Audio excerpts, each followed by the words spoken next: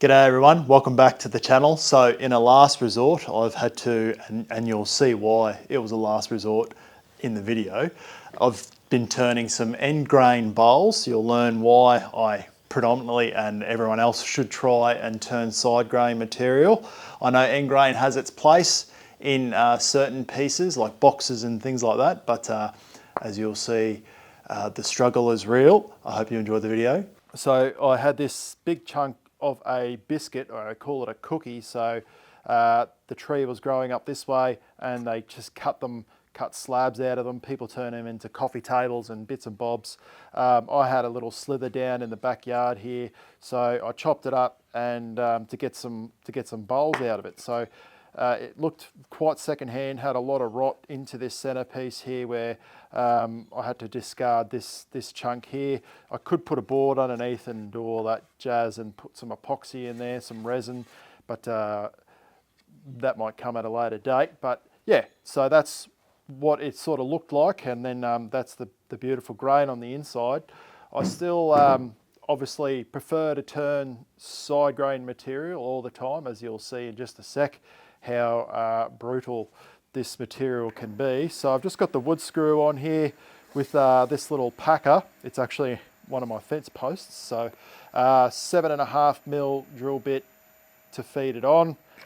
Just thought I'd change it up a bit, let go there and lock it off, bind it up nice and tight there. I don't want to knock the camera. All right, and away we go. Bring over the banjo, straighten up that tool rest, helmet on, respirator, because this has got to be very dusty, as you'll see. It's not the most enjoyable stuff to turn. Do a bit of housekeeping first. Got to be a little bit presentable. Righto, tool nice and low. I'm just going to work that tool across just gently, because I didn't have much wood screw there, so I'm just going to do light cuts.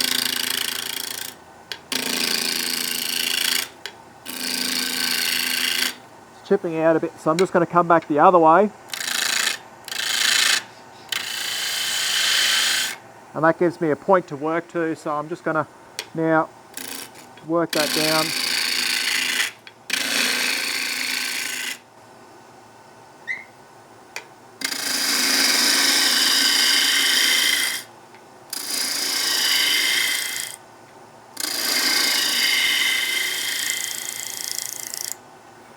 Now, because it had lots of cracks on the inside, on the base there, you can see those cracks. We're going to have to remove that material because a little hole there that should come off. But it's these ones up here that I've got to be mindful of, because if I take too much off the top, then I lose that project height that I need. So I need 50mm. So hopefully I can already see a bit of an issue. We might be in luck, but it's these ones here. Yeah, so let's just get started and see how we go. Might have to even take this off the lathe yet. I'm going to push in like I normally do.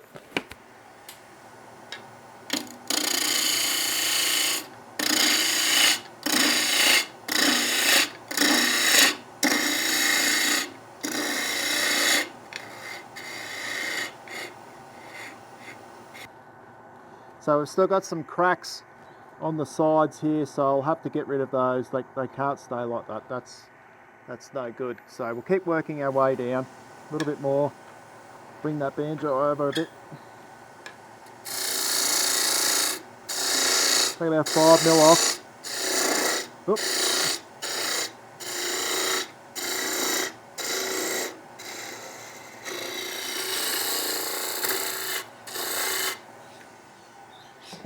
Going to have to play it by ear and just see how it looks. Alright, that's a little bit better. We've still got a little defect just here. Little bark inclusion or something there. We'll see if I can come back this way and clean that bottom up there. You might see it when I put my pinky behind it, and what I'm doing there is stopping that tool from coming back at me, so that's what that's for.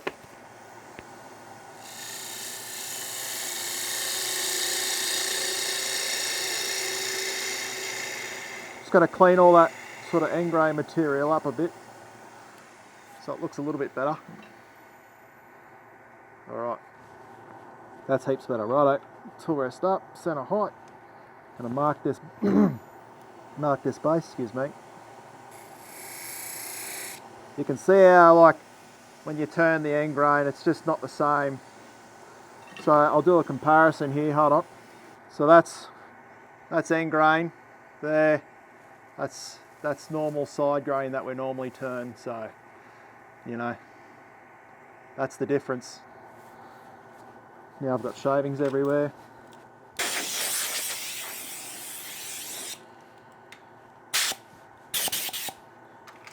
It's always handy having that compressor just there, so you can just quickly, you know, instead of dragging your banjo across your lathe all the time, carrying those shavings everywhere, you can just blow them off. Righto, a little less talking, Keza, a little more turning.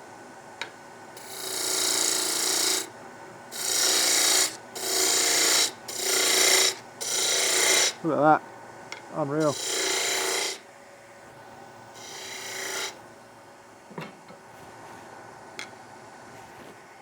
I get my head in the camera there. Drive it down, then I'm going to come back this way just to clean that up a bit, because I know that it's not the cleanest cut when you're pushing in.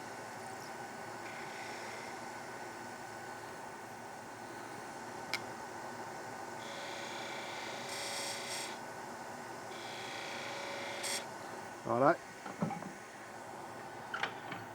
Banjo around. Center of the post is on the corner, if that makes sense. So I got the post there, and that's sort of, when I'm looking at it, it's in line with the corner of the piece. So tool post in line with the corner, and then just bring that tool rest around. And now I'm going to use those little steps on the back there. Hopefully, probably too much. I'm going to use those steps on the back there to position the tool to start, if that makes sense. Just another way of, so sits in that step there. Jeez,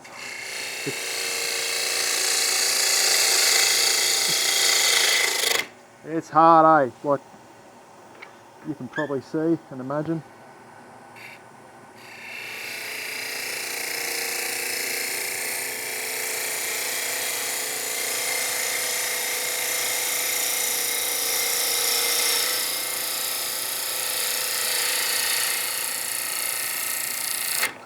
Whoa, Keza.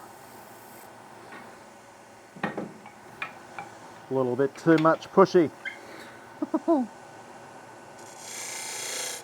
That around.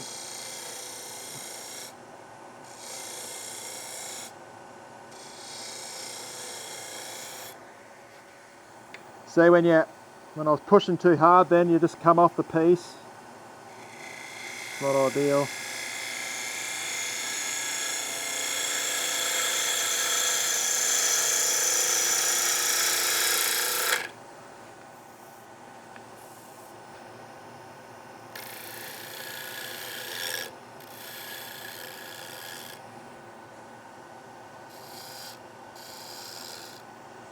Come back here a little bit more. Clean that up. One thing I forgot to show in the last video, I'll just be back, hold on. One thing I forgot to show in the last video, see where I blend that cut there from the shear scrape into the push cut. If you are struggling to sort of, to use your gouge to shear scrape it and to clean it up a bit, just get your skew, right? Bring the tool rest up a little bit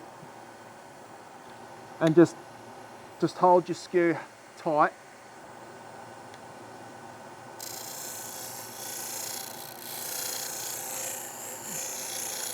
And just use your skew chisel to blend your cuts in. Obviously, because it's going out,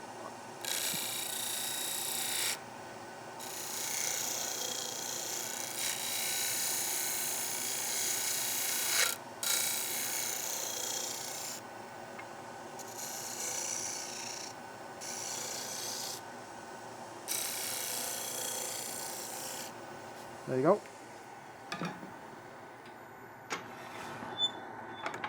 And that blends it all in nicely.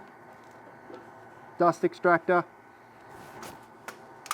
I'm going to sand this bowl with 240 grit and 180 grit. That should bring it up nicely. But one thing I want to mention is you can see these bits are flat here. So when they get a bit old, when I've used them a lot, a fair bit, you know what I mean? Like they start losing their abrasiveness a little bit. I then use those ones, you can see they're folded. So I keep them spare so I can touch up in around the tenon and that. So that's the reason why those are there, and I don't throw them away. You throw them away once they lose the abrasiveness, obviously. So let's get into it. Enough talking again, Kez.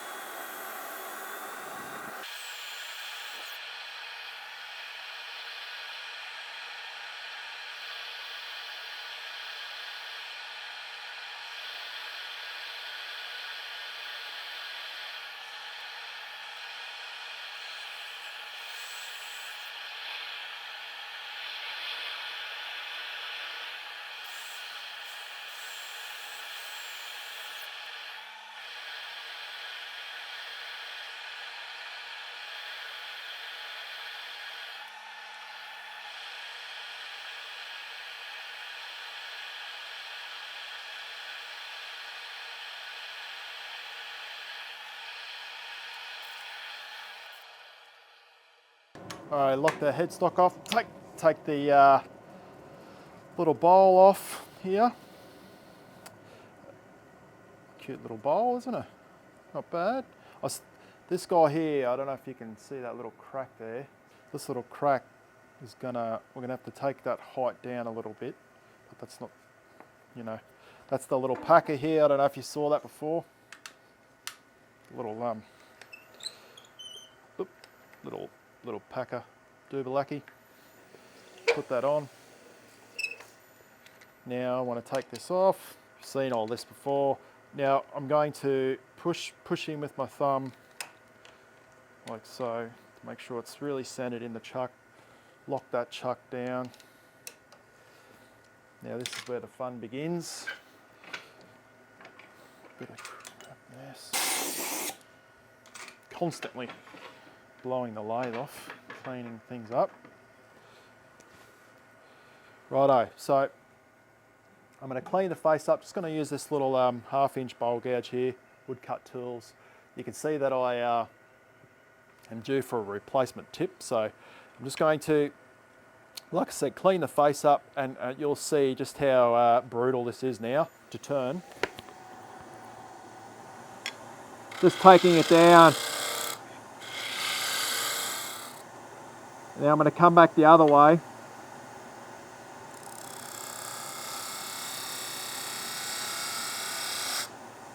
See if we got rid of that little crack there.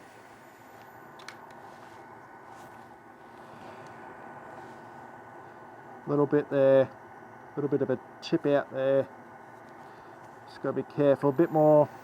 Might just switch gouges. Get a really sharp gouge here.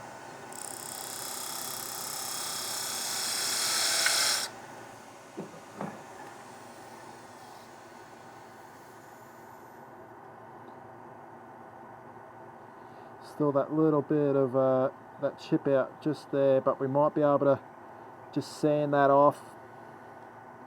I'm not real happy about it though, but let's just see if we can. Alright, well, so okay, we can take that out.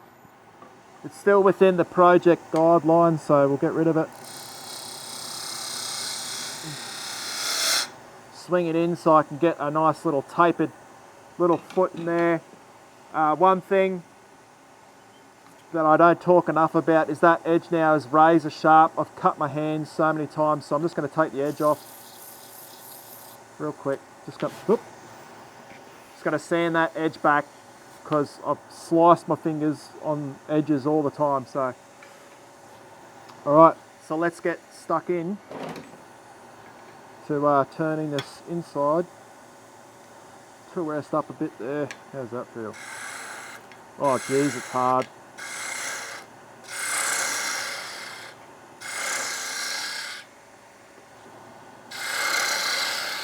I'll just switch cameras so I can position you a bit better. A bit more speed, we're up around 2,300 RPMs. Just guiding that tool in there. Now, I'm going to leave it a little bit high. I'm not going to go to the bottom just yet. I'm just going to bring all this down. Right, now I'll work that bottom a bit.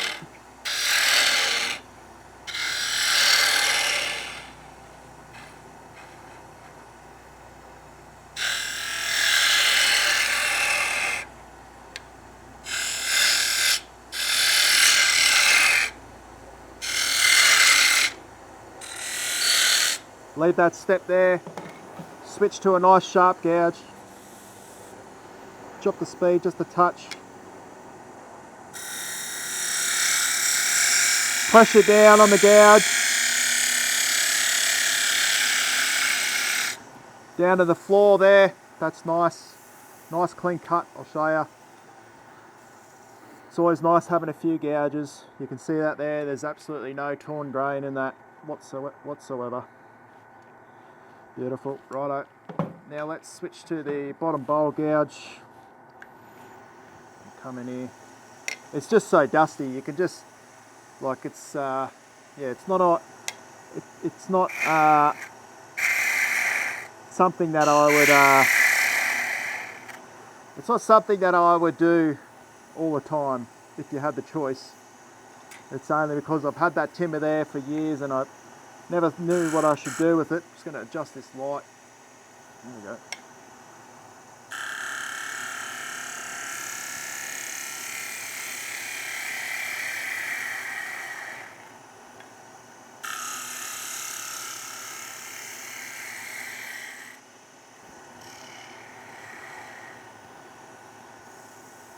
Still got a little step there. I just want to get rid of that little step.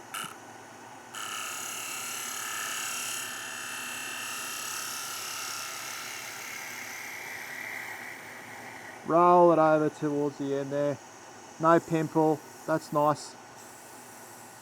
Still feels a bit chunky to me, I don't like that. All the way down, roll it over. Clean that pimple off. A little bit more. There we go. Lovely. Banjo out of the way.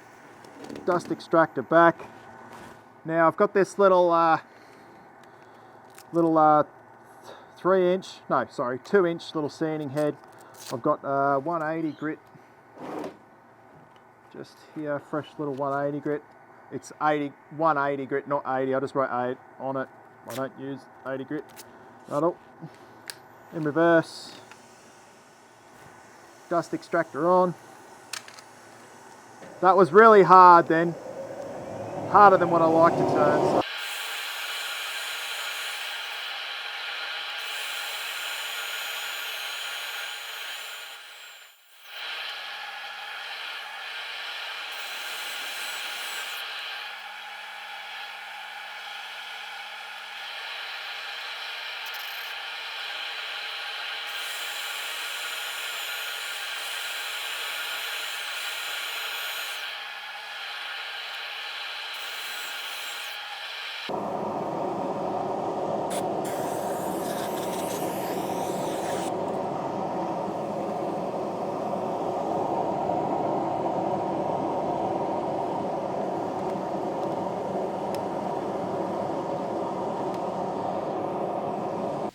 So as you saw in that video, it's hard to turn, it's dusty, it's tricky material to get I suppose a good finish off it straight off the gouge, but it can be done. Or off the tool, whatever tool you sort of use. As you saw us use the scrape or the the skew there for a bit, and it worked quite well. So it's always good experimenting, but this end grain bowl is, I've got a few here to get through, but this next video will be all about turning an end grain bowl and a side grain material bowl, just to show you the sort of difference in what it looks like when it's finished, I guess, and also the turning experience, because that's what we're all here for. But I hope you enjoyed the video. Let me know what you think, and I will talk to you and see you directly. Cheers. Bye.